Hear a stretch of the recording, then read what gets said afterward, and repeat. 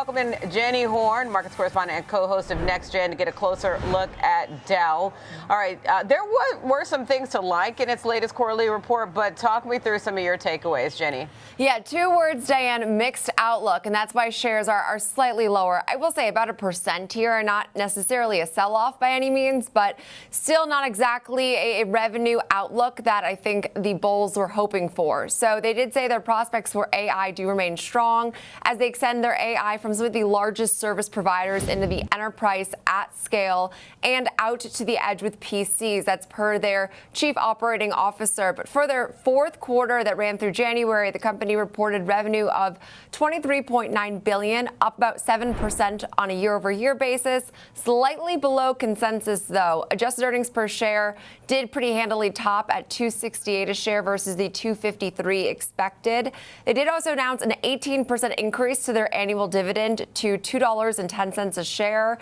And right now, there's, again, some concern over their guidance. This has been one of the leading computer makers and providers for services related and servers truly related to AI. CoreWeave, which is a cloud computing company that runs on GPUs, and Elon Musk's xAI are both major customers of Dell and their hardware for their AI infrastructure build-outs. But I do think that the guidance was critical here. For the quarter, they forecasted revenue ranging between $22.5 billion to $23.5 billion, below analyst expectations, even at the midpoint. I mean, like, we missed the mark entirely there. She was expecting around $23.6 billion. Did also give a revenue range for their fiscal 2026 year between $101 to $105 billion.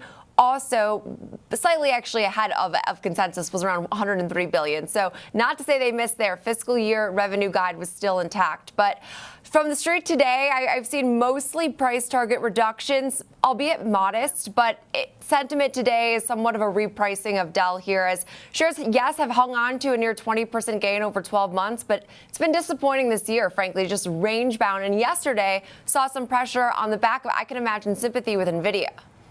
Yeah, certainly that. It looks like overall just this risk-off theme, and then the stakes are high when it comes to these kinds of companies. But look, to be fair, Dell is paying you to wait. It's got the dividend of, 18%, so that's a good thing. Anything else stand out to you, Jenny?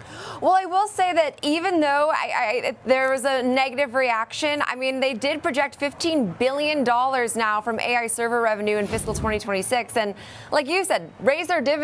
This is not a company by any means that's operating from a point of reactionary type moves, or we're seeing, basically any operational weakness. I just think that right now, collectively, for all of these companies, when you're seeing an AI business that could grow at least to $15 billion, it's going to be expensive. And I think that right now, that does remain to be more a long-term story. They said that will add operating profit and earnings. It'll be accretive eventually, but the eventually part is, I think, what's catching the street up right now. And so many of these names were pricing as if we were there. We were already in this full ramp, which we're just frankly not yet.